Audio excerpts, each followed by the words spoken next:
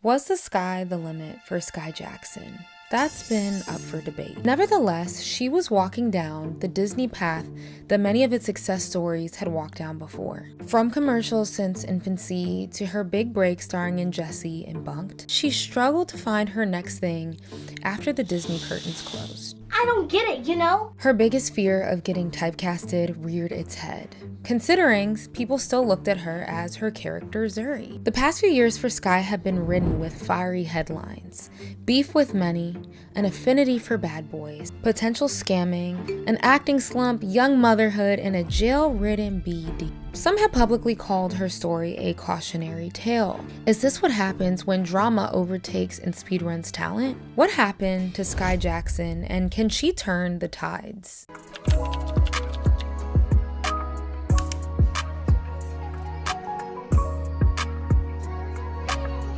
Hey guys, it's your girl Cameron, and I'm back at it again with another video.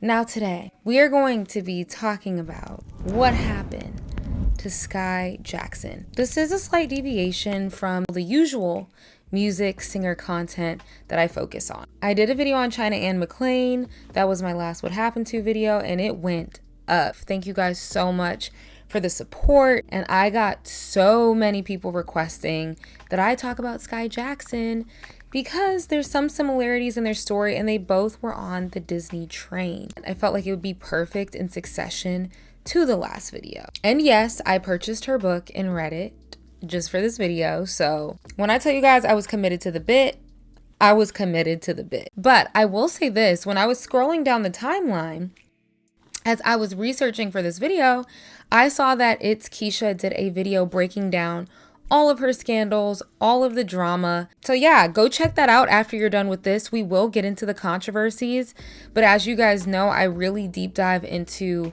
not only that, but their career. So this is very comprehensive. So today we will discuss Skai's career beginnings, her time on Disney Channel, the drama, the scandals, the many controversies, and where she is today. Get something to drink, kick your feet up, grab a glass of wine. It's 5 o'clock somewhere, I'm sure.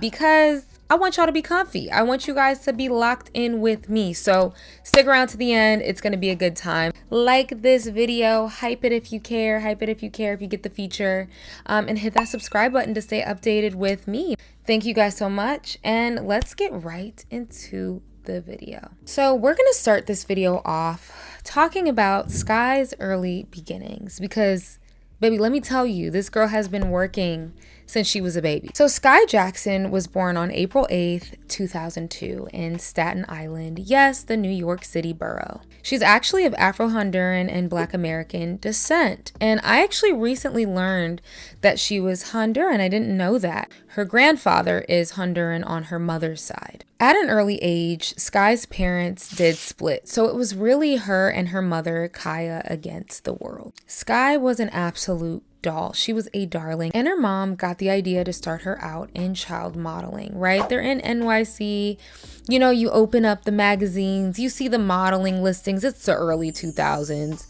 What do you have to lose? So they went for it. And at just 9 months old, she was signed to Wilhelmina Kids. Yes, Wilhelmina Models, and jobs came flowing in right out the gate. Thank you. How old were you when you started modeling? 9 months old. 9 months? Oh my 9 God. months old, and then from there, first commercial at one. So she was doing baby ads and Fisher Price ads and parenting magazine ads. And Skai and her mom did one notable ad together, and that was their parenting magazine cover. She's literally her mama's twin to a T, so it's perfect. It makes tons of sense. And this magazine edition would become one of Parenting Magazine's highest selling issues ever. The same month it was published, Live with Regis and Kelly did a beautiful baby contest where the prize was that your child would be able to be on the cover of Parenting Magazine.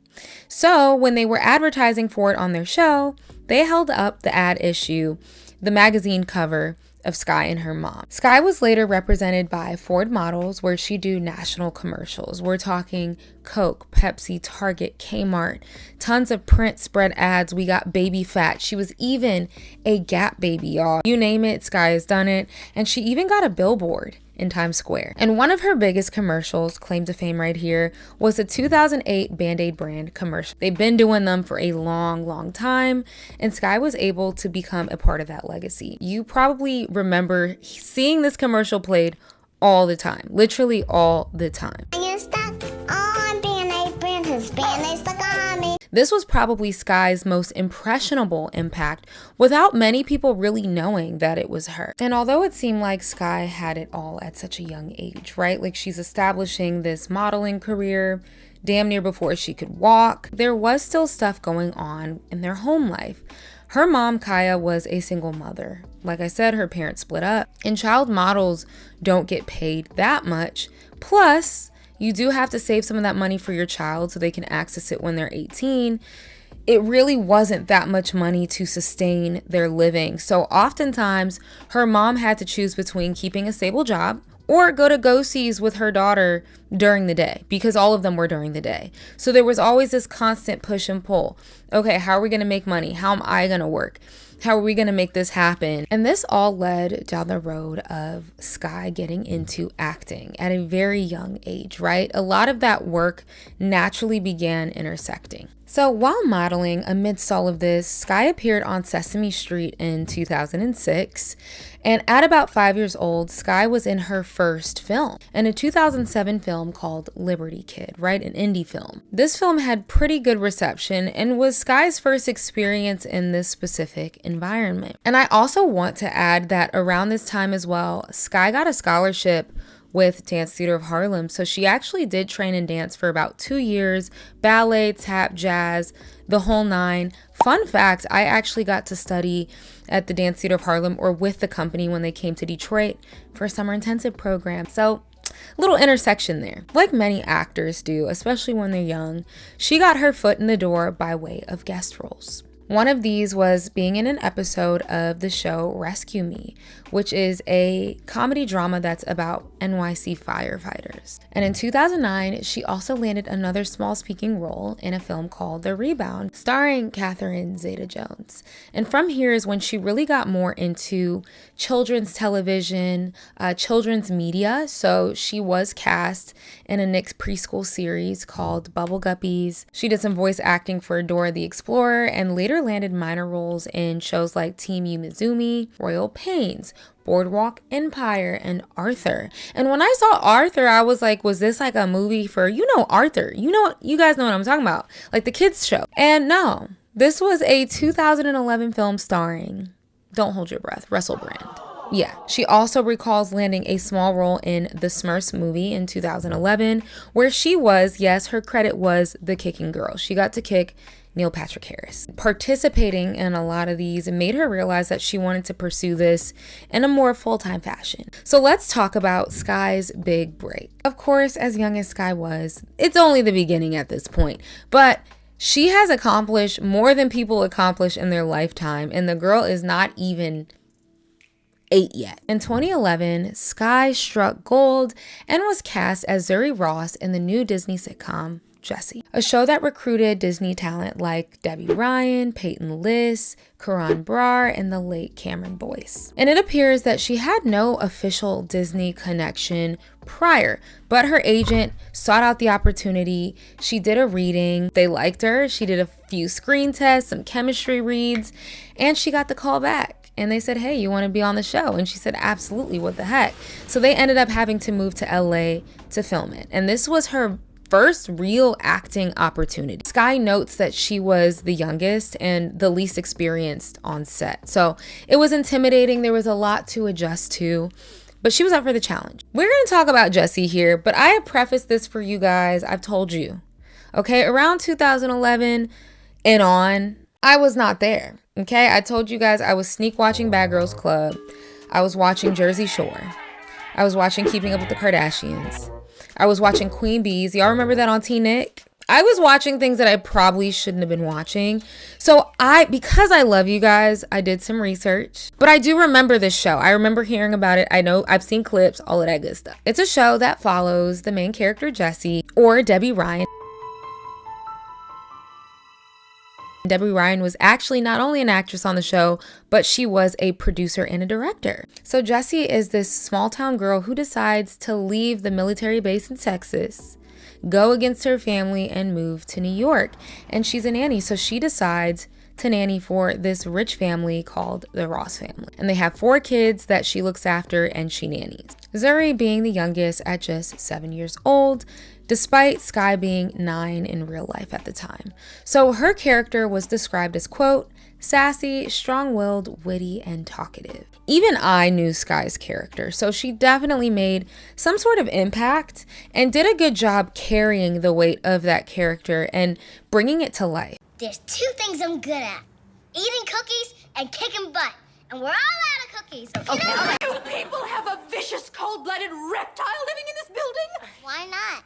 You live here. Pretty sure you don't own Central Park. For her sake, I hope she doesn't own a mirror. So the show premiered on Disney September 30th, 2011, which also became Disney Channel's most watched premiere on a Friday since the Sweet Life on Deck premiere. Its target audience was secured, raking in 2.3 million viewers among kids 6 to 11, 1.8 million viewers among tweens and teens from age 9 to 14, as well as 887,000 viewers amongst adults 18 to 49. Now, let me find out that some of y'all are watching this at y'all grown ages. Please let me know. I don't know. Maybe they count like adults and like what's being watched on their TV, but let me find out. The show was a success though, with its highest viewed episode raking up 7 million views, guys. Like, do the VMAs even get that many views anymore? Nope. And the show would go on to even feature Michelle Obama on an episode. So like I said, this was very, very popular amongst kids in that specific age range, 6 to 11. She also says at this time she really noticed her impact of being a young Black girl on TV,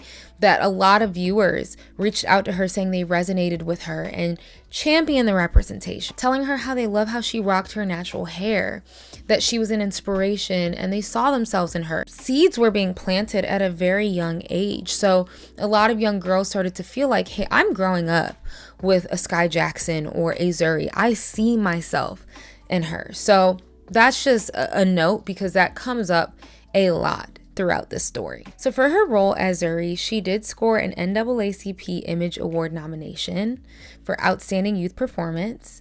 And with a whopping 98 episodes, the show would finish its 4th season, ending October 2015. Number one thing I'm asked is, why was Jessie canceled? Jessie was not canceled.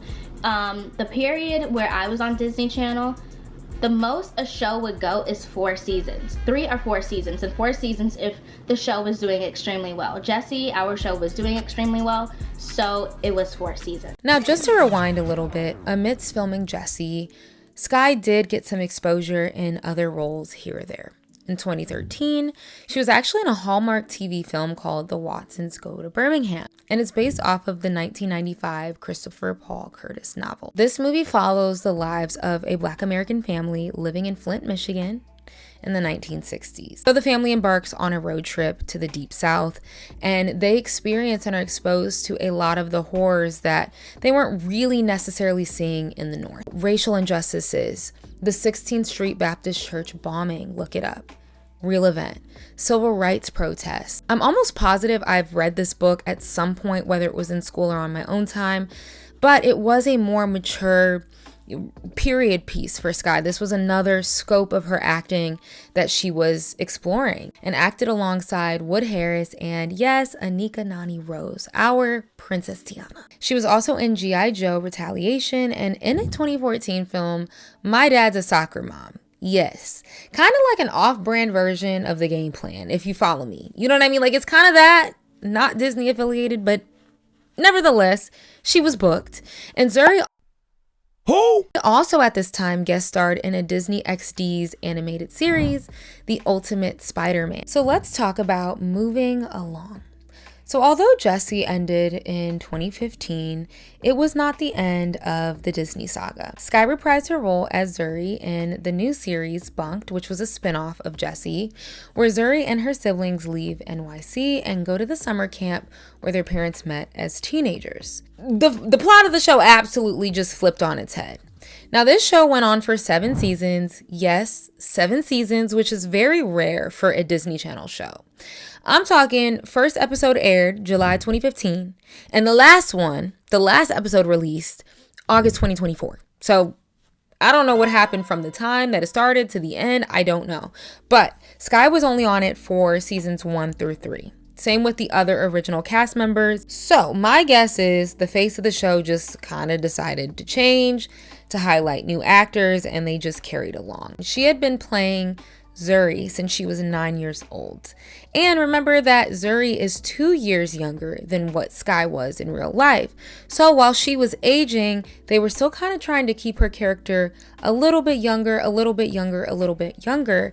And Skai said that she just didn't renew her contract after those 3 seasons because she was kind of fatigued and she wanted to move on from playing the same type of character and being pigeonholed in that.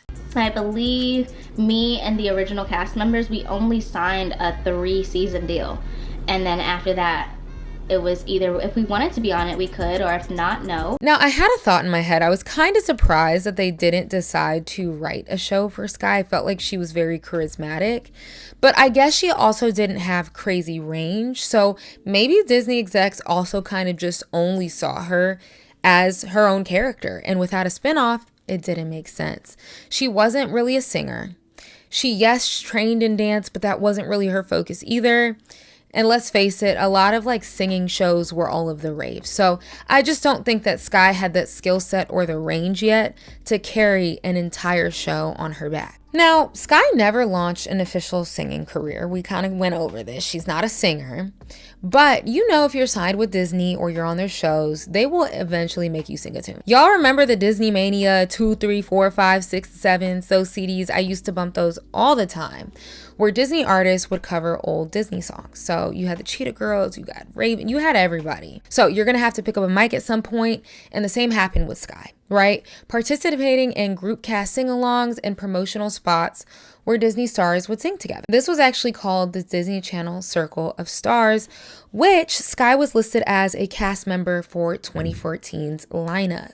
Now you may ask, what is this? What's Disney Circle of Stars? So it's a circle.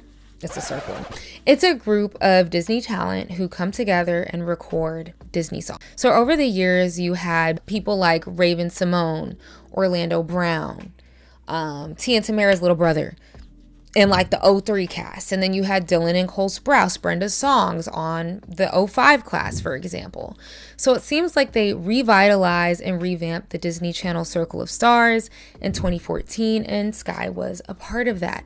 So that was maybe as much singing as we got from Skai. Not a huge part of her story.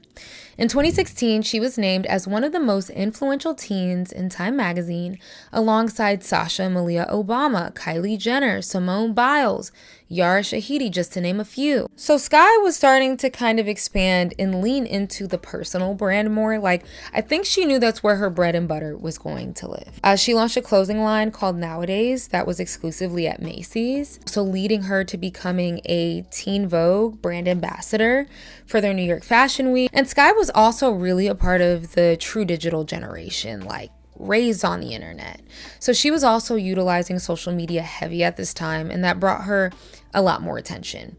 Vine, Twitter, Instagram, you name it, Skai was probably on it. I like your new weave. Girl, this ain't no weave. Well, it sure does look like one. I said it ain't no weave. Yes, my eyebrows is on point.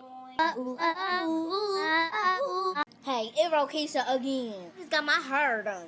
For example, like, I didn't really watch any shows that she was in or Disney Channel, and I knew who Skai Jackson was. Like, I knew what characters she played. She absolutely, and I think a lot of that was thanks to her internet presence. She became very memeable. Like, y'all have seen this meme. I'm gonna put it up right here. Y'all have seen this meme Hall of Fame here without even trying. So she was embedding herself within internet culture. And when you do that, you become somewhat favorable, or people kind of have a warm and fuzzy spot in their hearts for you. This also at a young age brought her some negative attention from kids her age to adults. There was one Vine that she posted of her dancing to Nicki Minaj's Anaconda, and that turned into a Perez Hilton blog post of him blasting her saying, "Is this appropriate for X, Y, and Z Disney star and children to be dancing to music like this," right? So that was her first taste of, hey, I gotta be careful with this social media. And she might have gotten too comfortable on it. Too comfortable, but we will get there. Now let's talk about the developing struggle. Now, Skai briefly opened up about, in her memoir, her 2019 memoir, colorism in the industry and struggles with that. A lot of casting calls were, ringing their line and having descriptions for biracial actresses, light-skinned actresses, lighter complexions sometimes were favored. And this could have been a small part of the struggle for Skai to find the right fit. She was also very short for her age. So her appearance, as beautiful as she is, as darling as she is, like she has this beautiful, like doll-like face. When she was trying to age up in acting, it was hard for her to do mature roles because she just looked younger and she couldn't help it. An example of this ongoing struggle, there's an artist named Mike Deodato who's the creator of Ironheart Marvel comic book and its character Riri Williams. Now, in 2016, he went on record to confirm that Skai Jackson inspired this comic book character. When Skai found this out, that she was the inspiration for this character, she made it clear, went on record and said she would love to play this character in the future in some way, some form, fashion with Marvel. You'd think it would be an easy deal. Skai's an actress. The character was kind of based off of her. Boom. Something. Y'all gonna give her something? No. Actress Sophia Wiley would voice the character in Marvel Rising Heart of Iron in 2019, so Skai didn't even get the voice acting character.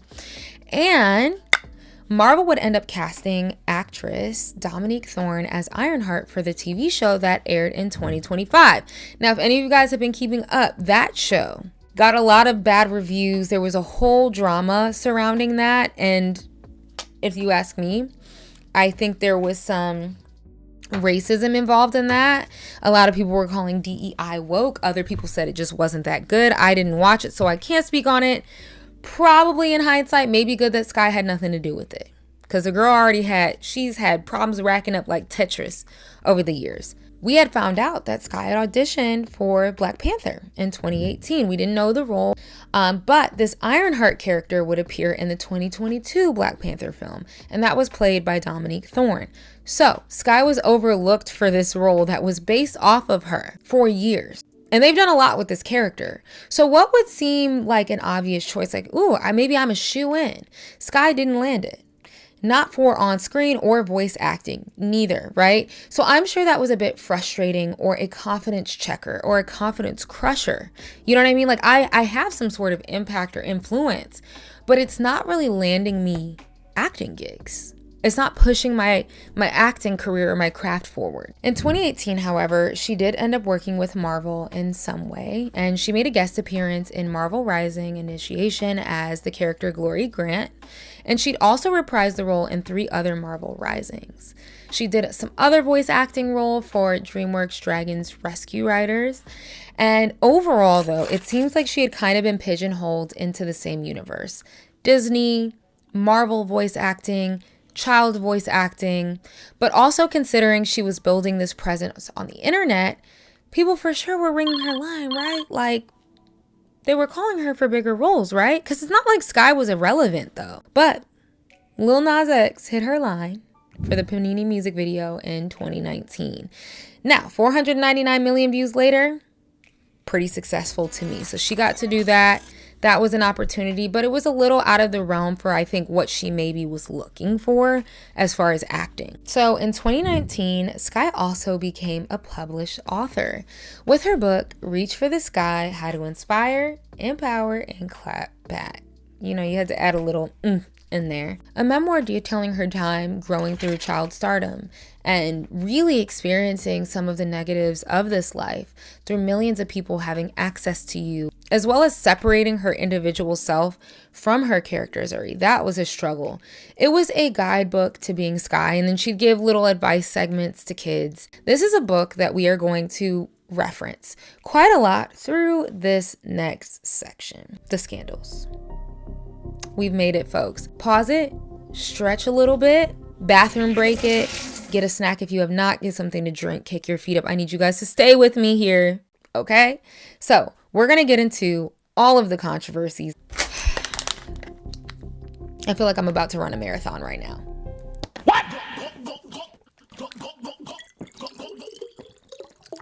We're about to run a marathon. And this is not even me being over exaggerating or being funny. I'm dead ass serious. Let's get into it. So we're going to start with the Disney acting problem. This is something that is used as a dig to Skai a lot. There's this thing, okay?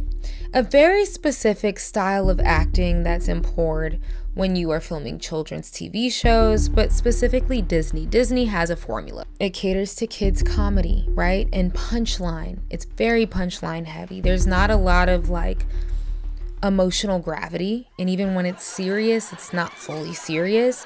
And there's this laughing track energy, right? It's this type of acting where you cater your lines to get that reaction, and it's catered to the setting. And because Skai, her first real acting role was in the Disney realm, I think a lot of this technique and skill she soaked in from this environment, and it made it hard for her to shake it off. Also, another component to this is no matter how old she has gotten or how old she gets, people still to this very day, 2025, conflate Skai Jackson with her character Zuri. And then Skai already, like we said, looking much younger than her age. She's very short. She has like a very like youthful look, but very young. Actually, for the role of Zuri, that role, they wanted a 4 or 5-year-old.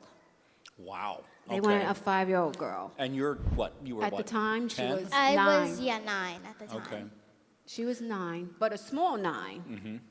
And so we were nervous. Casting wise, there was just not a lot of roles and range that she would fit into. So you add all of these factors together, and it's gonna be an uphill battle, right? So she was pigeonholed. So in Skai's 2019 book, she talks about how hard it was for people to separate her real person from her character. And it was very frustrating for her. Fans in public would be referencing and calling her Zuri, Zuri, Zuri. And she's like, I'm Skai. Like, you're confused, right? You're a kid. And even when she was 16 years old, her character at the time was about 13 or 14. So even then she felt like she was young. And I think there was a part of Skai, and this goes into her later actions, that maybe she felt like I need to grown it up a bit. Like, I don't look grown, but my actions need to be that so people can look at me like an adult. So fans expected her to act a little bit younger or to be just as bubbly or vibrant or sassy.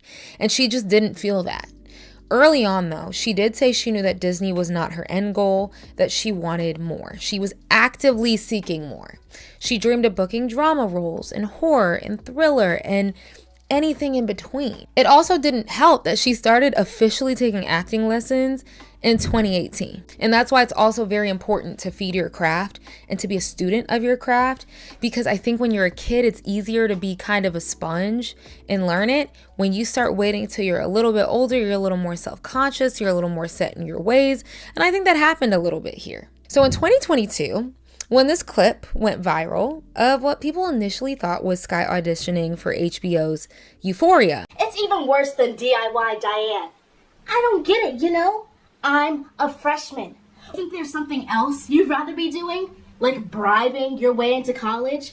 Or expanding your carbon footprint? What is your problem with me? I'm sorry. Do I know you?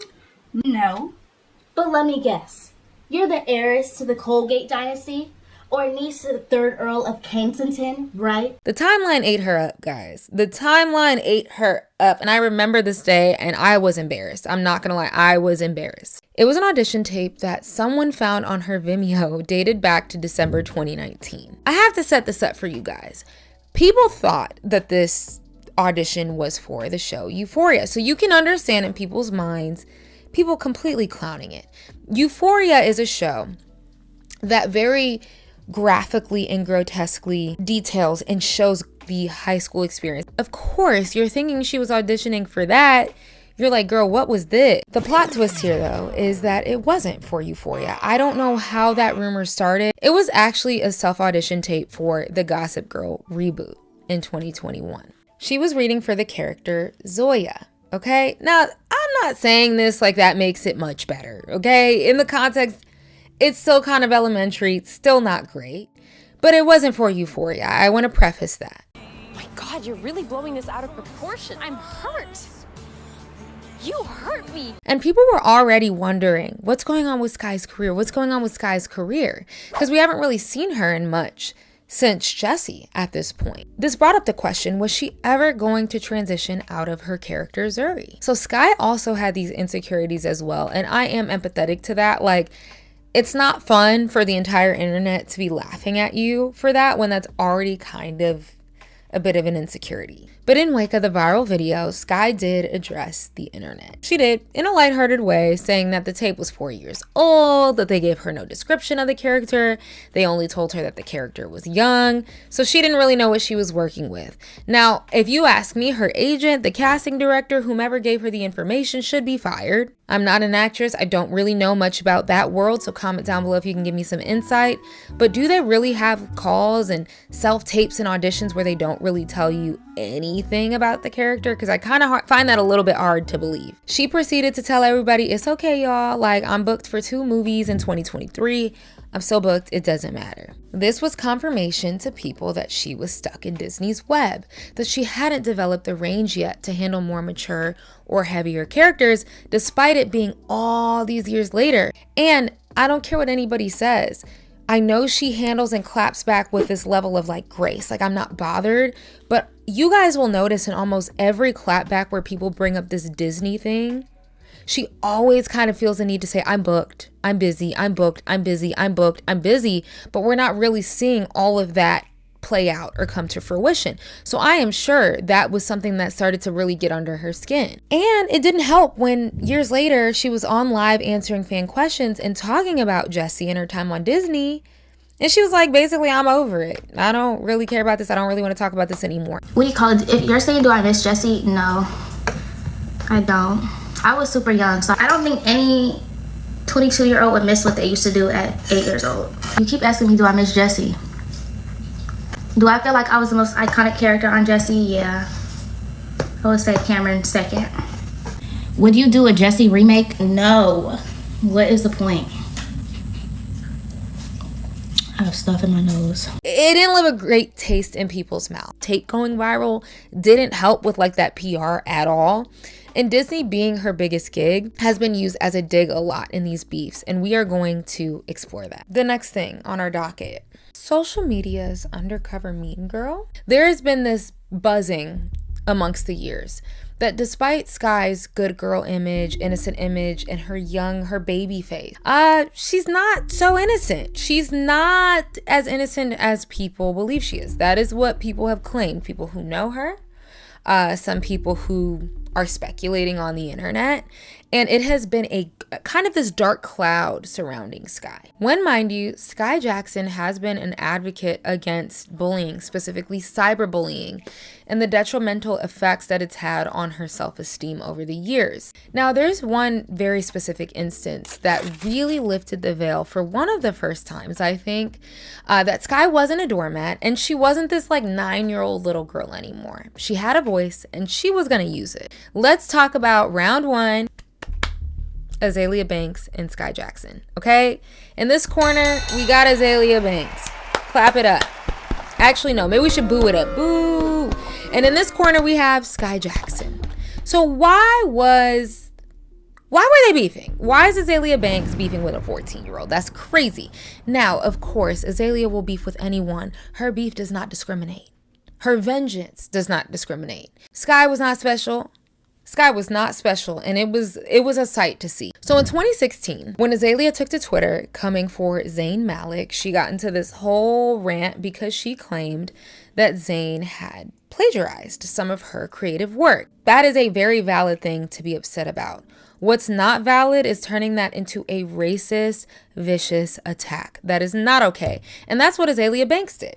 Okay, so for some reason, probably like the rest of us, I don't blame Skai. She chimed in, she tweeted, Azealia Banks needs to simmer down a little bit, because she kind of did. Everybody was witnessing it.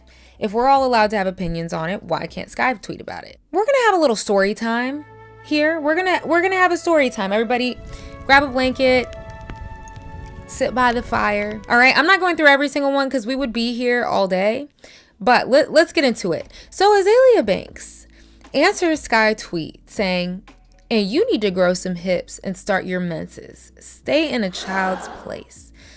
Skai attacks back saying, When a no-hip having 14-year-old has more class than you, worry about your career. Get one.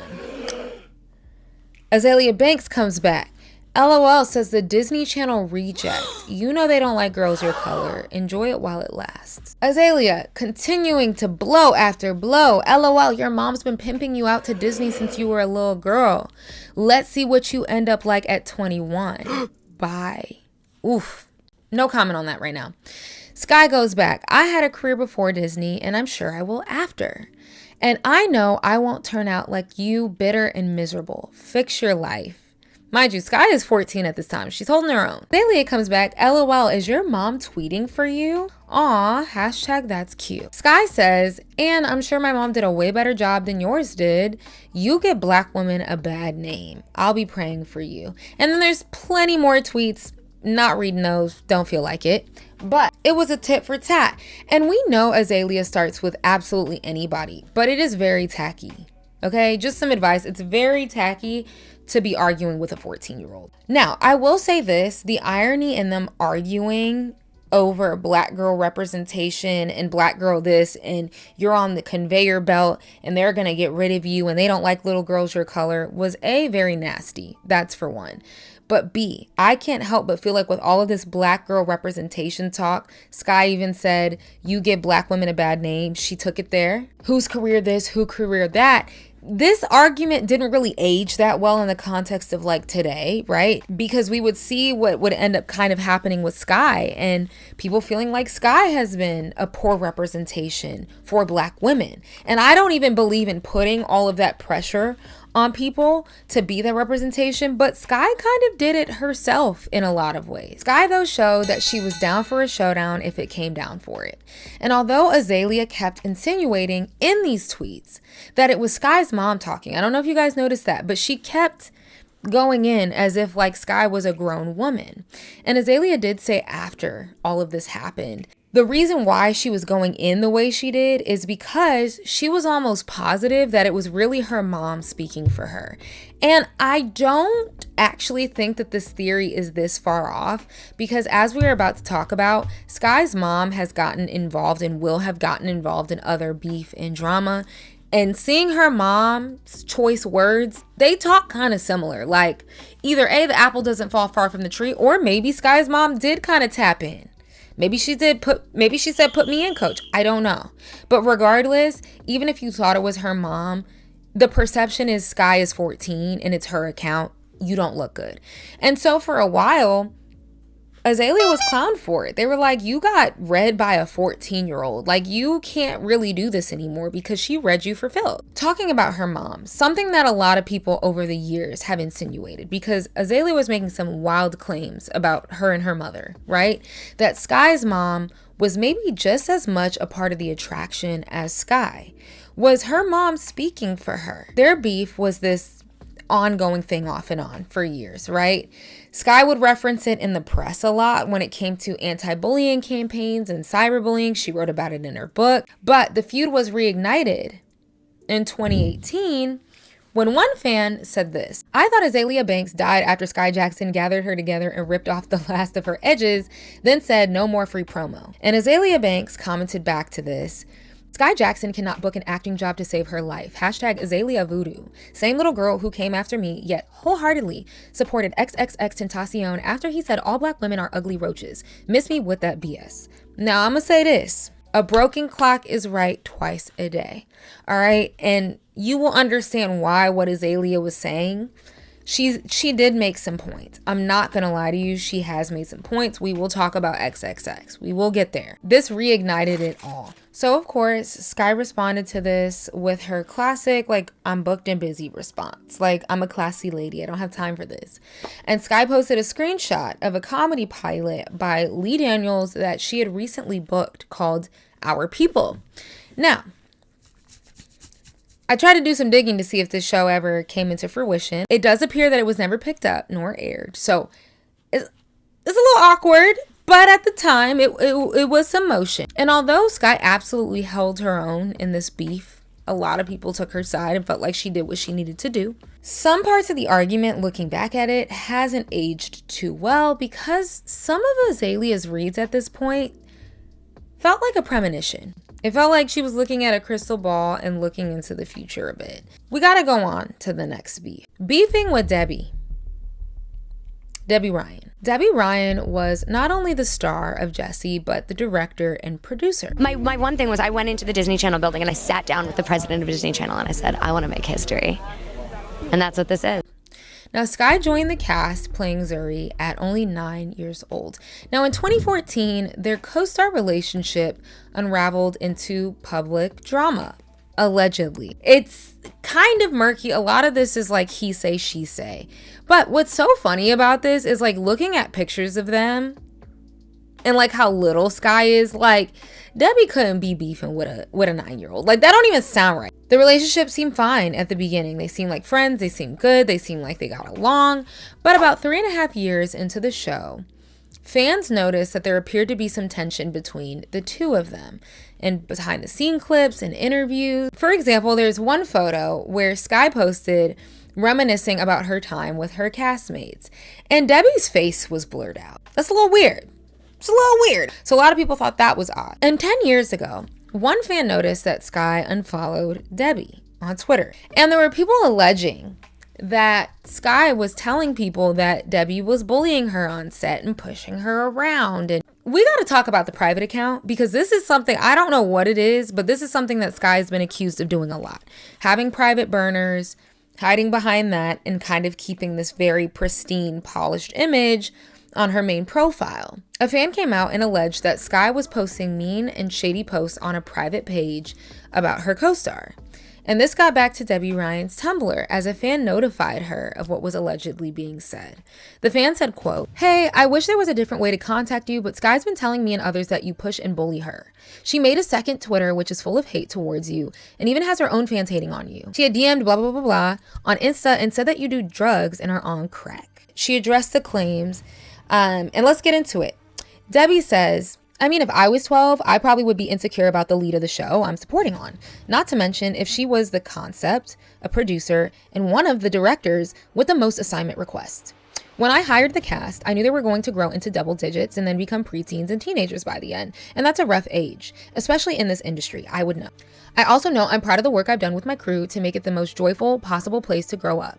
Buying gifts for the kids, arranging group outings to amusement parks, going for meals together. But I've learned that bitterness is not fixable by roller coasters and treats. Ooh, and that's a really sad fact, especially in younger hearts. I won't speak on specific people because it's unprofessional to slander coworkers online. But if I had one wish for every child that's an actor, especially those that tend to be the mouthpiece for parental maliciousness, I'd wish for complete contentment, emotional security, and that they'd somehow find the joy in telling stories.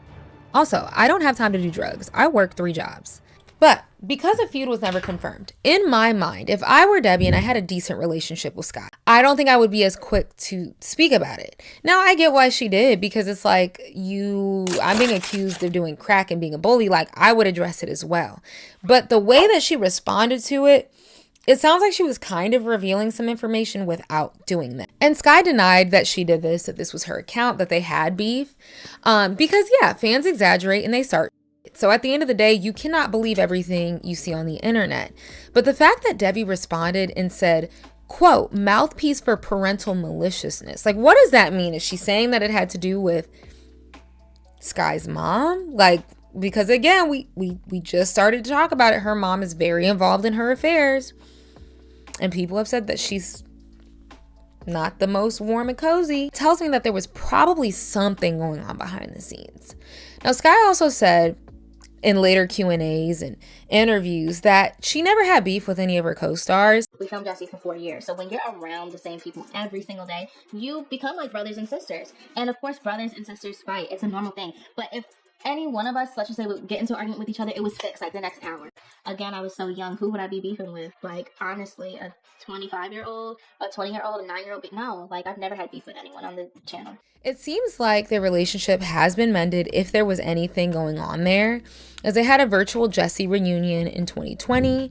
And in 2020, a fan reached out asking Skai explicitly if there was any animosity between her and Debbie. And she said, "Girl, no, love her." You can't always take the internet for fact. I will say I do kind of believe that there might have been a little something going on.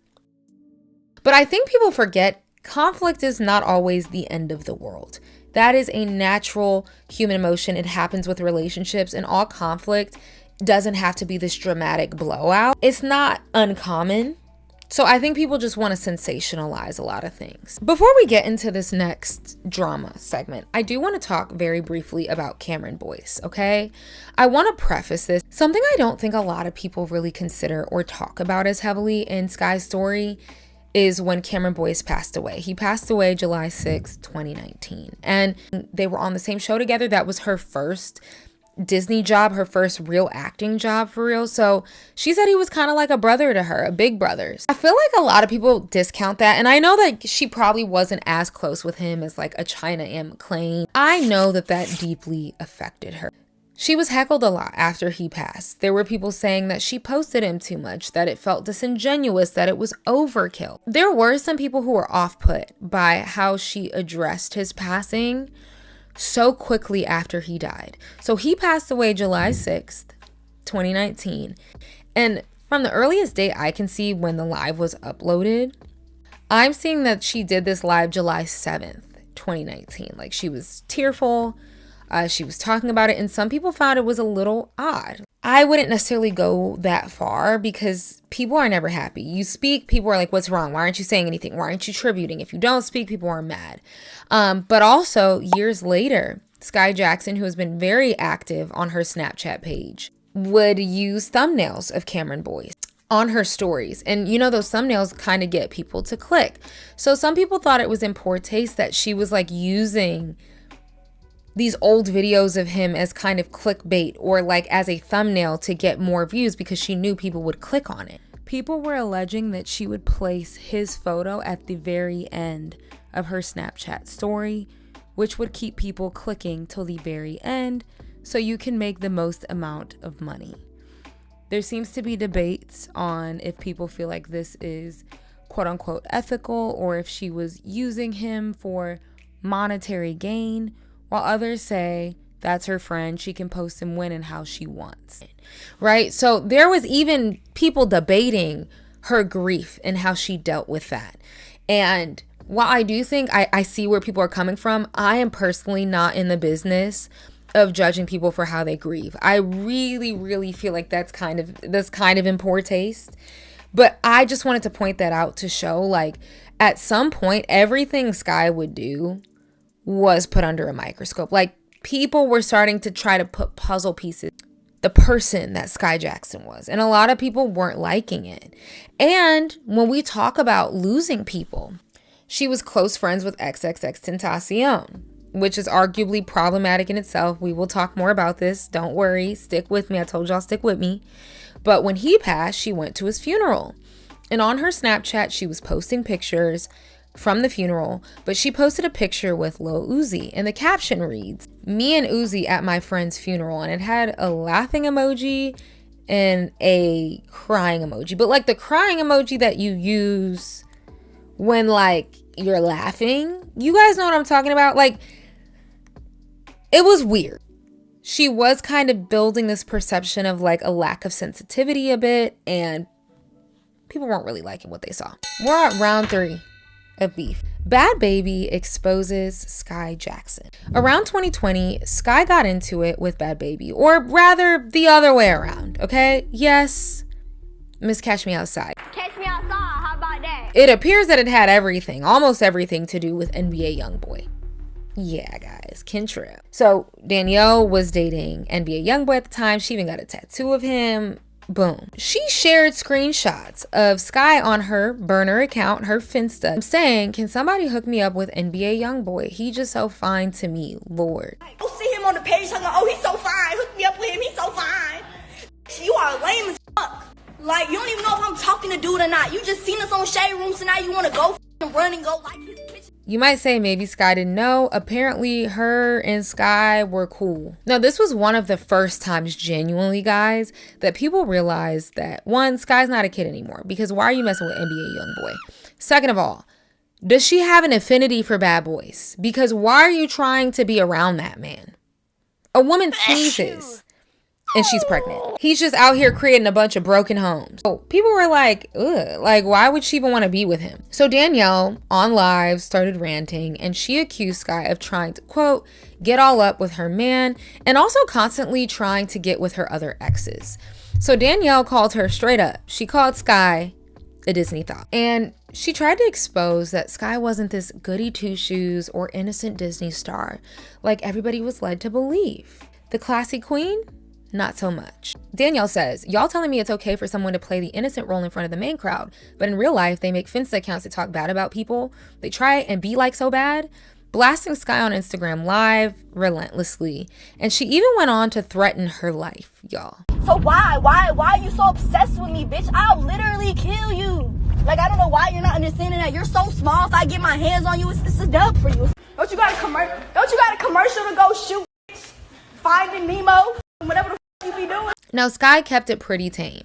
Few indirect subtweets about the situation, but she went the subtle shade route like she usually does, right? She tweeted, book doing pretty well, finalizing the makeup deal, shopping treatment to major studios and producers, working on a speech for TED Talk, going over scripts, recording Netflix animated series, vlogging for my YouTube channel, hosting 18,000 views for We Day, no time for negatives. And I appreciate that response. But again, you see a constant pattern here. She gets in the heat. She starts listing all of the things that she's supposedly doing. Try not to entertain the circus too much. And I wouldn't really give much to Danielle either, because she's a lot. If you are causing issues behind the scene, I could imagine it could be frustrating. She pokes the bear in private, but then when it comes to the public platform, it's, I'm so put together, I'm so calm, I'm so, like that, you can't be doing that. You know what I mean? Like, you can't throw stones and hide your hand. Although Skai didn't address it on the timeline, Skai's mom hopped in the chat, and so did Danielle's mom.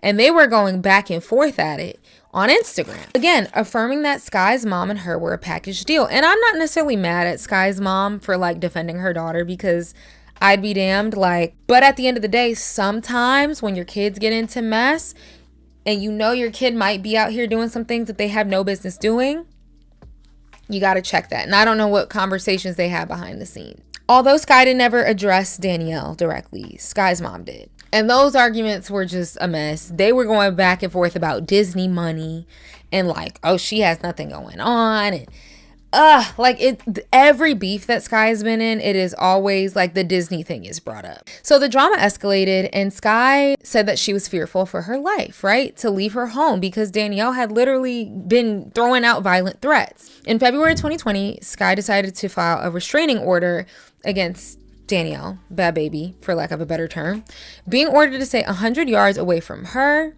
home, and her workplace.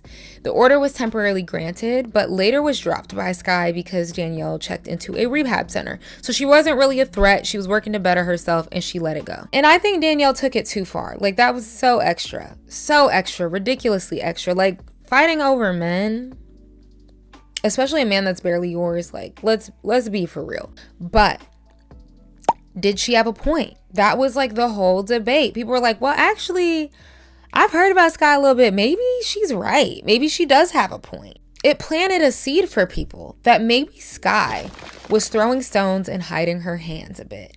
That she does a lot of like behind the scenes, like sneaky stuff, but pulls the classy queen card when it benefits publicly. And as for YoungBoy, looks like very recently, as of September 2025, Skai pulled up to one of his shows, because he's on tour right now. And a lot of the comments told her to run for the hills, run, because the pictures, I'm not gonna lie, looked a little flirty, and considering she's always had a crush on him, she has a thing for rappers, run. People were like, oh, she's gonna be the next baby mama. I do not wish that on her. Recently, Skai got in trouble on her Snapchat where she posted an AI edit of her and NBA YoungBoy, but she tried to play it off as if fans made that. And everybody was like, no, girl, you made that. Now, the next piece of drama or beef. Again, a lot of these are very subtle, but they're there. Storm Reid. People also suspected that Skai had an issue with the actress Storm Reid. Now, in 2023, Storm posted a photo on her Instagram of her hair. She got her hair done. She looked really cute. Almost immediately after, Skai went to her story and posted her with a hairstyle just like that and said, throwback to February, but my ex gets it every time. Trendsetter. Because of the coincidental timing, it was kind of obvious that Skai was trying to make a subtle dig. Basically, like, you kind of stole my hairstyle, so I'm just gonna like remind you real quick. But it was a stupid beef because Storm would go on to post the reference photo of her hair inspo, and it wasn't Skai. It wasn't Skai. And can we also talk about how this is just an old hairdo? Like, this is literally like a popular hairstyle from the 90s. Nobody owns it. So a lot of people were put off by Skai's involvement or trying to make this a thing. Like, people are already starting to catch on, like, dang, like, you seem to have a problem with a lot of people, but you're quiet about it. And this isn't the first time that Storm has been possibly targeted by Skai and her family. In 2020, Storm Reid posted these photos of her in Ivy Park. She posted on her Instagram. The Shade Room posted it. Boom. Granted, Storm is a year younger than Skai, so I'm sure they've crossed the same circles for years at audition. I'm sure there's a level of history there. There's some rapport. And because Black Hollywood is small, they're probably up for the same roles a lot. I guess Skai's mom had something to say about these photos. Her mom took to her story saying, but if Skai took a picture like that, even at 18, y'all would be on her case. Why insert yourself? Why? Even if that might be true. Because let's be real though, one of the reasons why is because the role that Skai played as a child has stuck with people, and she looks young. Like, I'm not saying it's fair. Maybe she was frustrated with her daughter having all this heat on her, but like, the solution for it is not to start picking on another little girl. And a lot of the people kind of felt like this beef could be perhaps because Storm was booking. I deliver the information to y'all's doorstep and you can do what you want with it. But I will say this, as somebody who has been in the show business, and I grew up dancing my entire life, going to auditions and dealing with show moms, the mom and daughter duo can be a force. I wouldn't put it past if there's a little bit of a rivalry. Wouldn't put it past, hey, we're up for the same roles a lot. You're booking. I'm trying to book. I'm trying to get these things. Showbiz isn't always nice. But to have some of that spill onto the timeline, no matter how much you think it, not the best look. So at the scene of the drama, it always kind of seems to be Skai and her mom. We got to talk about scamming. So Skai was under a lot of scrutiny in 2023 when she hosted a $5 raffle with a MacBook Air as a prize, and this was through Cash App. She took to Snapchat to explain the terms and conditions and probably didn't think much about it. You put in $5, your name goes into the raffle, she picks a name. So people, though, immediately raised their eyebrows. They said, red flag, red flag, red flag. And they called her out for possibly scamming her followers to gain money. Many believe that she would simply pocket the money. Why do you need $5 from everyone so that one fan can get a MacBook?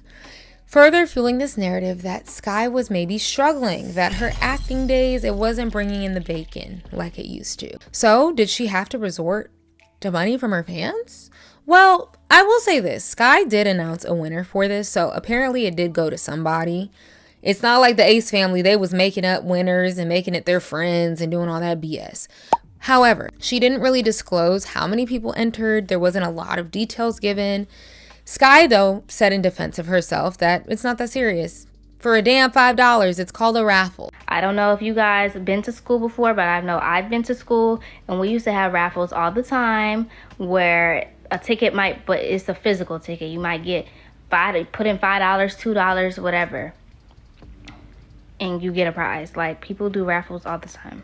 And I've seen raffles kind of be done like this in school, right? In efforts usually for some sort of cause. And it's usually raising money for something, at the least if you have to have a buy-in. But one fan said, so basically all of Skai's fans pull their money together to buy one fan a Mac. A celebrity is supposed to buy it, and the money given goes to charity. That's another form, right? So she'd go on to clarify to her 21 million TikTok followers. Yes, the money goes towards the prize. And then, like I said, if there's anything left over, I'm doing a second giveaway soon. So, and Skai further insisted that she didn't need our money, okay? That she was good, that she was booked. Me personally, I do not need money. And I'm not saying this like I'm in a bragging way or anything like that or in a mean way. I'm just letting you guys know I do not personally need money. But you could also argue, why not just buy the prize?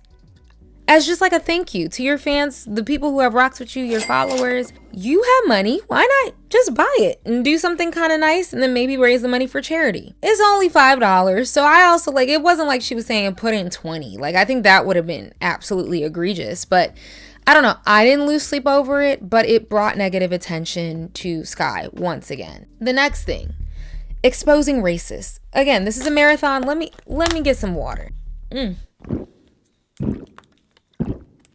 Around 2020, Skai took to her followers asking for them to send details and information about known racists in their area, whether that be at school, work, college, period. And she would use her platform specifically to expose them. So this was around the time that the Black Lives Matter movement really ramped up again. George Floyd, the world was marching. Essentially, people would send her addresses, names, colleges, etc. that she would then go on to share and tell people, hey, call up that school, tell them about this, tell them that. And to some, it was seen controversially, because how would she be able to possibly verify that every claim being made was accurate? There was actually a scenario where the wrong person an account was given. So they had to come out and say, Skai Jackson has the wrong person. I am not the Dylan you're looking for. And Skai actually had to address her followers and say, hey guys, this is the wrong account. Sorry. So there was a level of like, hey, you do have to be kind of careful with that. Not because I care about exposing racists, please. That's not the angle I'm coming from. Just because it can be hard. You're a one-woman show. How can you possibly fact check that every single person? And it was controversial too, because most of the people she was exposing were minors. You gotta be a little bit careful. Share resources, organizations, boom. That might have been a bit safer and more of like a clean way to do this. That was just something that people were not fond of. To get into this next piece, is her love life exploited? So we're gonna talk about Jules and Skai Jackson. Now I want to tread lightly with this because one of them was a minor. Both of them at one point were a minor in the story. And I just don't feel comfortable like really delving into the nitty gritties of this. Go check out somebody else's video, please. But Skai was reportedly in a relationship with Jules Smith, aka Solange's son, aka Beyonce's nephew. And they dated allegedly around 2020 to 2021. But it's a little bit murky because it wasn't really public while they were dating. All of this came out after the fact. Now, the first source of red flags here, I'm going to be very transparent, is that it was reported that Jules was 16. Skai was 18. So already with that, age alone, not good. Now, I've also seen some reports, because we're not sure exactly when all of this happened, that he was 15 and she was actually 17. That was also very controversial about this. But in 2021, Jules did come out addressing him dating Skai, the rumors, and he said, I don't like her like this. Don't believe what other people say. And her personality and her ego is very big. She needs to come back down to earth. And then leaked group chats came out. Someone believed to be Jules claimed that Skai cheated on him and that there were more leaked group chat messages of him exposing private details of their relationship. And he confirmed that they had broken up and discussed the things that they did together. There were photos that also hit the internet of Skai and Jules hanging out, so people knew that the dating rumors were in fact true, because that was up for question as well. And then, unfortunately, through all of this, an inappropriate video of Skai began circulating the internet, and that is revenge. That is illegal. Okay? So, of course, because of the timing of everything, a lot of people assume that Jules was the one who released the video. I cannot confirm that, so I want to say that that has never been confirmed. I do not want to put that on him if that is not confirmed. But it was also said, and a claim was made by the Vault Uncut, that at the time, allegedly, Jules had reached out to them trying to send them this tape to release, and they refused to because minors were involved. It seems like things did not end well at all, because when he was asked in an IG Q&A if they were still friends, he said, F no. So throughout all of this, Skai kind of stayed very mute, very quiet. I think that was smart. But she did tweet, you live and you learn. Don't look back, just move forward. Love you guys. Now, I will say this, intertwined with like this romance uncovered, the Mean Girl allegations again revved up and persisted when Jules was linked to Jordyn Woods' little sister, Jody. Now, there were rumors floating around that Skai did not like Jody because Jody was friends with Jules. I know, Jay, there's a lot going on. She was friends with her ex. And a TikToker made videos that went viral saying that Skai was allegedly stalking Jody and bullying her on the internet. Hey guys, so this is part 2 of my story time of how I know that Skai is a shady person. So let's go. So the first thing is, Jordan Wood's little sister, Jody, has her own aesthetic page and she posts what she likes on there. This is where it gets weird. Out of nowhere, Skai does the same thing. Now she's known for the spam page where she posts funny stuff, but now it's starting to look like Jody stuff, which is weird. So check this out. This is what Jody posted February 26th, right? Look at what Skai posted on hers. It's just like she's doing little stuff to like tease people. Like she thinks that we don't pay attention, but we know. And literally this is all because of Jules. You guys can read this. Oh, and I like to point out the fact that she put Big 7, and that's what Jules calls Jody. See, 777, Big 7. Then the fake birthday post says happy birthday, and then shades her. This explains everything. And Jody at the time was like 14. She's a child. Skai at this point is what, 18? So Jordan actually went on Instagram Live to make an announcement telling the person who's harassing and stalking her little sister to stop before she exposes them and they take it there. And it's not going to slide for too long. I told you. So keep it up, and it's going to be a problem. You're not going to bully my sister.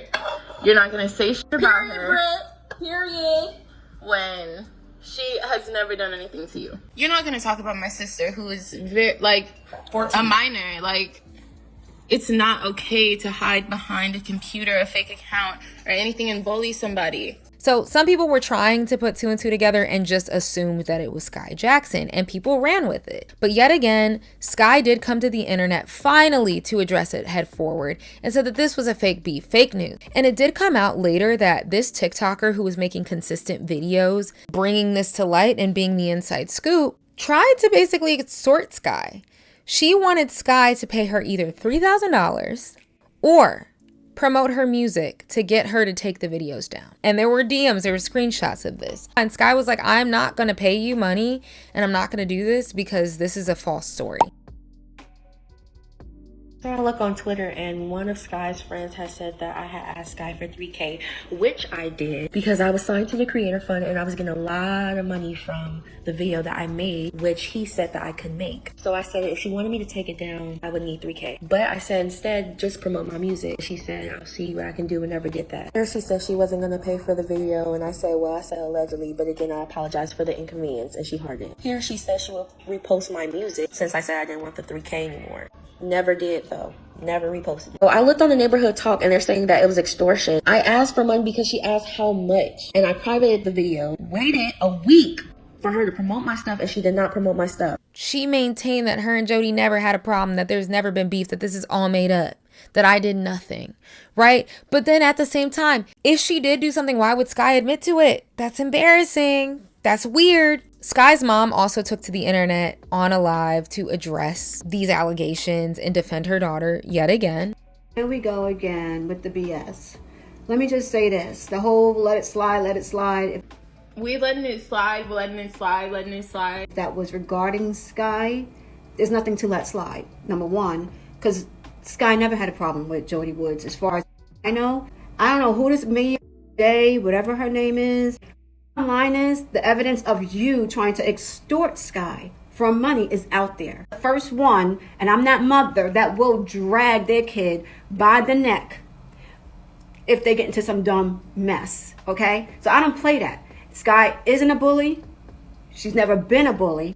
Okay? She knows how it feels to be bullied. That's why she wrote a book about it. So this was never fully settled in the eye of the public. There's still a lot of people that believe that Skai did these things.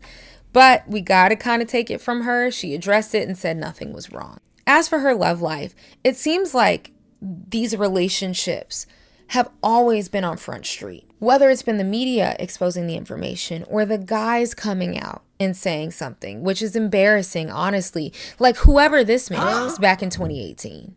Everybody go tell this little ass girl to stop bothering me. You are a little ass girl still, bro. Please leave me alone, bro. So why? She was also allegedly messing around with Lil Keed when she was 17 going on 18 and he was 21. That's gross on his part. I think he deserves the lashings here. But his baby mother came out and was going off on Skai. She was exposing DMs. She was exposing things that Skai was saying that Skai was being fast and da-da-da-da. And again, ladies, take this up with your man. If your man is doing something, address him. Talk to him. Don't take it up with a little girl. If that's what you think she is, don't take it up with her. That was drama. And back in 2021, her and NLE Choppa apparently had a thing. That was fair game. Boom. But his ex-girlfriend blasted Skai on Instagram Live saying that Skai was insecure, that she added the ex to her close friends and would delete posts once she saw them. So for you to sit up here and post in your close friends like, oh, he fell asleep watching a movie with me and this and that, you're bum and you're lame. And then every time I see it, you delete it. Like, so I should not be brought up in nobody's conversation. Nobody should be throwing blims at me, posts at me, trying to jab and pick at me for me to say anything. That ex felt the need to come out and say something publicly because people wouldn't believe it. Throughout all of this, as you guys can see, the people I just listed, she has a thing for rappers, that's for one. A lot of them had baby mamas, all the girlfriend, like there's a lot of messy stuff here. So unfortunately though, this wouldn't be the last time that her love life was blasted and filled with drama-ridden headlines, and it would only get worse. We have to talk about Yerrky. I can't even say that with a straight face. Around December 2023, Skai Jackson, who frequently posts on Snapchat as we talked about, but she started posting this mystery guy. No one really knew who he was, but it like wasn't really a secret either that she was seeing somebody. We all just knew that like he wasn't some sort of industry or Hollywood guy because people couldn't really recognize him. I'm sure also the mystery, the cat and mouse game of like, I want my fans to figure it out was getting her a lot of clicks. You make a lot of money off of Snapchat. That's what I hear. Y'all will see. When I get a boyfriend, y'all won't know about him for a minute. I don't want y'all to know what he looks like. I don't want you to follow him. I don't even want you to know. If this boy was missing, I wouldn't even post him. She's dating this guy. You see pictures of shirts, you know, a shirt with him on it saying free him. Like, everybody's like, what is going on? So buzzes of her being pregnant started happening in mid-2024. And keep in mind, Skai has made jokes on her Snapchat trolling that she was pregnant before. Like, she's done this. She posts a lot of weird things on Snapchat.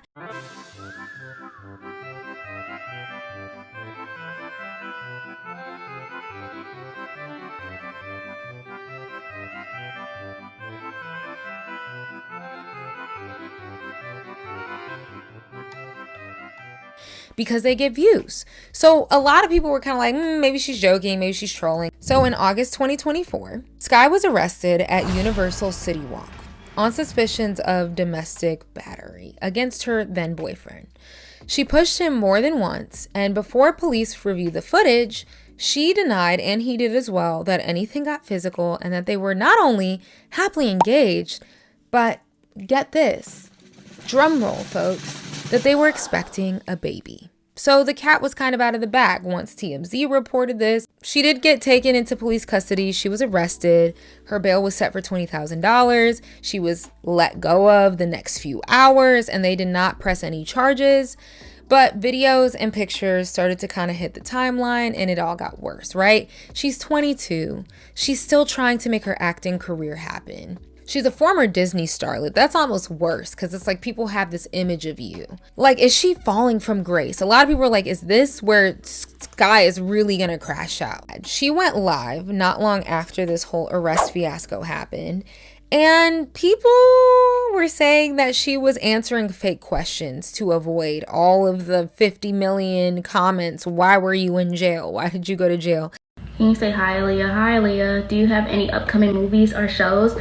Yes, I do. I have a TV show that I am on that I just filmed, but I can't say what it is yet because it's kind of funny to watch it because it's just like, it's kind of obvious that she's doing it, but she dodged it. All of this, though, nevertheless fueled the pregnancy rumors. In October 2024, spectators saw it plain and clear, y'all. The bump. Paparazzi photographed Skai walking outside with her bonnet on. Side note, I'm pretty sure I have this bonnet. But she looked distressed, guys. She looked disheveled. She looked sad. She looked upset. But all anybody was concerned about was the baby bump. And this is when everyone was like, oh, we were right. She still waited. She still left it up for grabs. And then at the end of that month, so in October, there were pictures of her and her boyfriend, her BD, that were released having a somewhat heated conversation. And the video ended with her dropping him off at a Holiday Inn Express. I hate to say it, but what in the Tyler Perry is going on? Like, everything just like gets more and more dramatic, like it's a telenovela, like we're sitting here watching a damn soap opera. So in November 2024, in a People exclusive, she did things the Hollywood way and officially announced her pregnancy, okay? And best believe, she called that paparazzi, made sure that they were there when she needed them, and made sure she was fitted up, glammed up. Like, she definitely staged those photos, and I don't blame her. I probably would have did the same thing. Y'all caught me slipping bad. I'm gonna make sure I look bomb, and she looked great. But it was soon revealed who her baby daddy was, DeAndre Bergen, but he goes by Yerrky on social media. Ciao. And then that kind of just stuck. That just kind of became what people reference him as, right? And it also unfortunately came out from multiple outlets. It was reported that Skai Jackson may have met him while he was locked up, while he was in jail. I'm not going to say that it's fact, but that is kind of the known lore of what happened. For some reason, in jail, they be having phones. They be going live from jail. I don't know how they do it, but they do. Almost immediately after this news came out, someone found a now deleted post, Facebook post of his saying, on WAP, I'm salty I got this dumb Disney Chanel bitch pregnant. I hate this crazy work. But Skai and her mom came out in her defense and his defense saying that he was hacked and he never said this. Why would anybody be trying to hack Yerrky? I don't know. But that's what they said. Baby girl, you ain't know I'm good for domestic violences. On life, we'll both go to jail, beating on each other. Smile in my mugshot. And in November 2024, after the pregnancy news officially released, a video was shared of him being arrested on Facebook Live, y'all. Live. There was apparently a warrant out for his arrests for a juvenile parole violation. And he was sentenced to 90 days, therefore not being able to attend the birth of their son. So that obviously was news as well. This man also has no filter. He has no respect. He talks entirely too much. There was a live that he did. People were saying he resembled Cameron Boyce a lot. And he replied saying, "Stop comparing me to a dead nigga. Is y'all cool? Y'all keep on comparing me to a that's dead." Listen, are you on? Like, for real, what the f are you on? Like, what medicine do you take? Because it's like really crazy. It's giving crazy. And that's another thing. It's like, you know, for Skai, I don't know the conversations they have behind closed doors, but I would not tolerate that. And he was also arrested again in April 2025 due to an outstanding warrant. Now, May 2025, Skai filed a restraining order against him, saying that he was physically and emotionally abusive during their relationship. Now, trigger warning, I will put the timestamp to skip if you need to skip. Some of this can be very triggering. Attacked her on Mother's Day, but some very dark events uncovered. In the documents, it said that he wanted her to drink bleach while she was pregnant. He also held her at knife point as he walked her to the car and threatened to stab her in the stomach if she yelled for help. She also maintained that the violence was not new and had been occurring throughout their entire relationship. And in 2024, she said there was a period where he would abuse her on a weekly basis, damaging her personal property. She was obviously in fear of her life, and nobody knew that any of this was really happening behind the scenes. The restraining order was granted, and he was ordered to stay away from her and her son. He tried to bolster some social media report to say, oh, I can't see my kid, but like, duh, like there's a restraining order. But the saga did continue. He was arrested in July 2025 on unrelated charges to that. And he also apparently had a second arrest warrant put out in June 2025 for an alleged armed carjacking. I'm tired. And kind of like Skai's Then Best, she really doesn't address it. She doesn't pay it any mind. She doesn't say anything. I really can't keep up, to be honest, with all of his legal matters, so I'm going to leave it there. I really don't have to. This video is not about him. But I wanted to really paint this very real picture to show you guys the person that she had a kid with and that she had a relationship with. And What's up, my boy? My shit, what's up with you?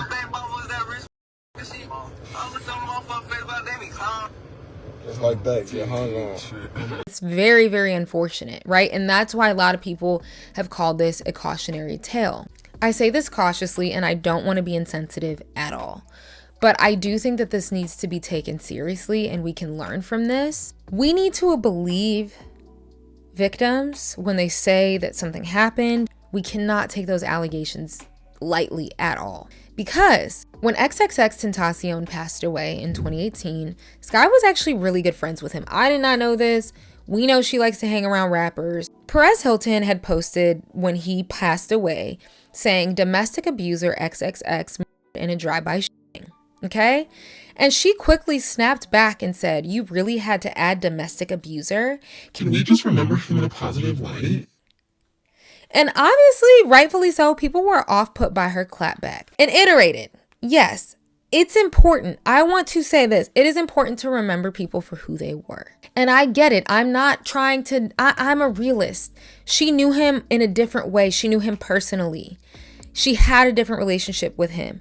But that does not absolve him from the horrors that he committed against other people.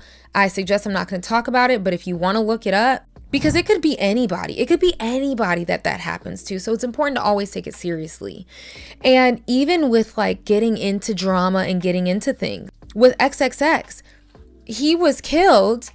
Skai was in the comments of some rapper accusing him of killing X. Why are you involving yourself in this mess? Like, stay out of it. Stay out of it. Lastly, just to kind of PSA this a little bit, not too much, I'm not going to preach too much, but I want to talk about the young motherhood and the cultural conversations that Skai has been put into because of this. Unfortunately, Skai's persona has been turned into this cautionary tale. Although she did not ask for it, which, you know what? I'll play devil's advocate. That's debatable, actually, because she's been very vocal about being a role model. She's written books. She's been an advocate for youth, and she said it herself. I want to be a role model. I want to be the representation. So maybe I take that back. I have noticed this unique frustration that people have had with people like Skai, Halle Bailey, Keke Palmer. These women feel like representation. Black women, we don't have that much in these acting spaces. We're pulling for these ladies, right? So a lot of fans internalized when Skai started to spiral. I think people internalized that, right? You have these young actresses, young talent, young Black talent, having babies young, out of wedlock with perceived losers or people who are not on their level, either before or while their career is taking off. Even Skai's own mom made a PSA on Snapchat like, hey, don't deal with these losers because the that we're dealing with right now is ridiculous. What is going on with these successful young women dealing with these knuckleheads and idiots? And then they're left to pick up the slack. And these knuckleheads and idiots show you who they were from the beginning. Come on, ladies. We have to do better. We have to do better. And it's supposed for all ladies. And hopefully these learned lessons take you into the future to know what to deal with and what not to deal with. We know that there aren't a lot of young new Black actresses. Like, I take Halle Bailey and her story, for example. She landed this huge film, The Little Mermaid, and she had to deal with racist attacks. And so a lot of people became overtly uber protective over her. What I don't think that a lot of you guys understand is that your defense sometimes probably becomes suffocating. And it's sometimes y'all become mean.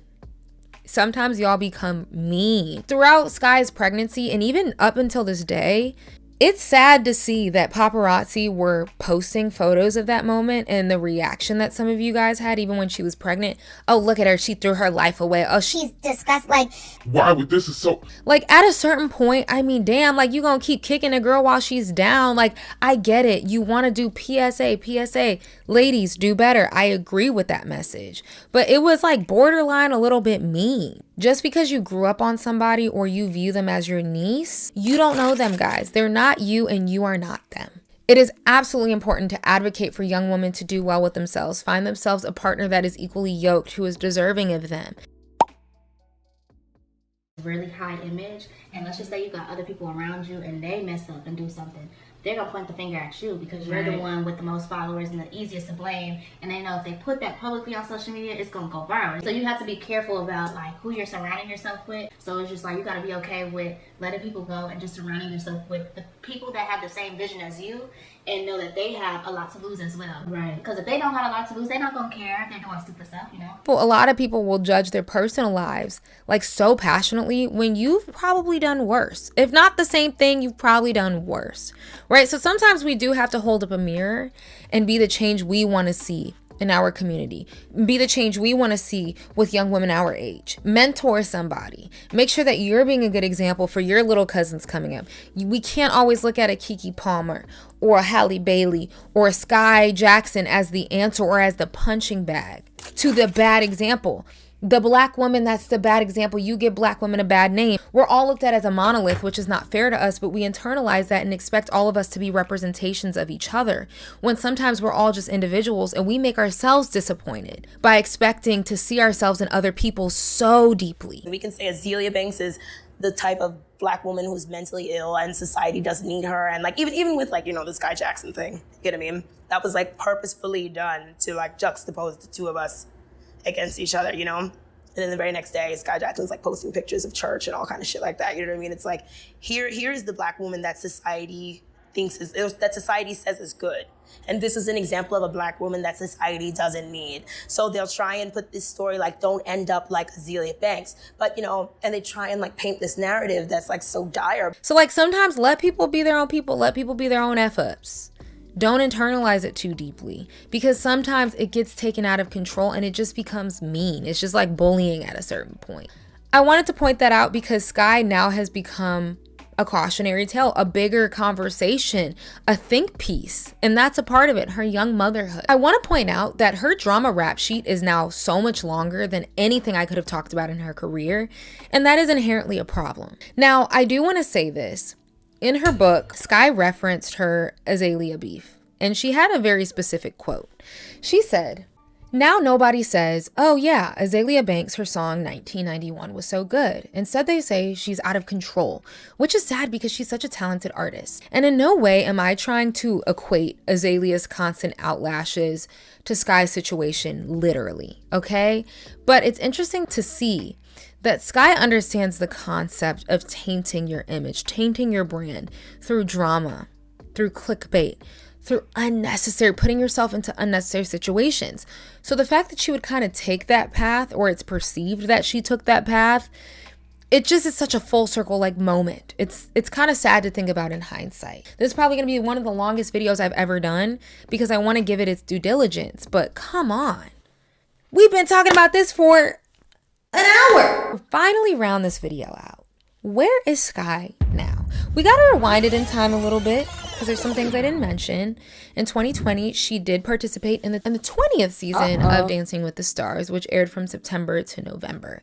Now, it was COVID, it was virtual, so they did not have a live studio audience. It does take a little bit away from that Dancing with the Stars experience. Now, what do you guys think of this career move, right? Being on Dancing with the Stars, people have started to brand it kind of as like where people go before their career is about to die, or where people go like the has-beens or like the older celebrities do it. I would argue that like any exposure for her at that point that was not beef on the internet was probably good. In 2021, she was in an episode of the Black Lady sketch show, and she also did some voice acting for the Muppets Haunted Mansion on Disney+.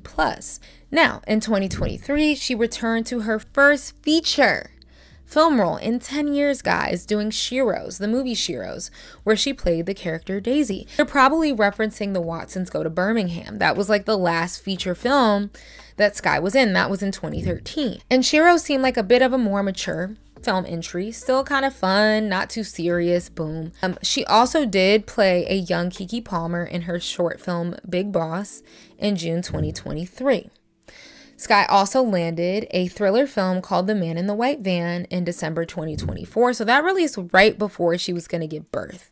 We know she announced her pregnancy in November 2024 and had her first child, gave birth to him in January 2025, I believe. I believe. In March 2024, she actually became the brand ambassador for the Cantu Beauty brand. I think that's a great fit for her. I mean, she has gorgeous hair. She's rocked it. She's taken really good care of it. Now, I will say in 2025, however, she was on a few episodes of the season 4 of BMF. Y'all know they have everybody on it. The acting is not too great. Why you do this? I don't make it right. But shit's tough, I ain't gonna lie.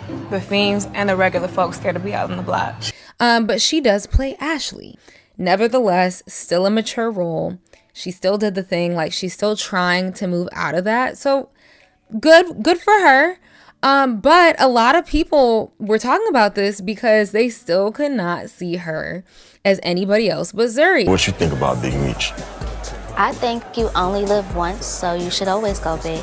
Because she was in a mature scene and people were like, bruh, like I cannot see her in this way. So it's not super reassuring when she tries to do other roles. So she's now 23 years old. She has 9 million followers on Instagram, sharing small glimpses into her life. So social media, I think she's mainly more so translated to an influencer at this point. She was absolutely able to take her short time on Disney and turn it into something somewhat sustainable. So I will give credit for that. Like every Disney person, every like side character does not create that much conversation, but it's really all about the attention that you want.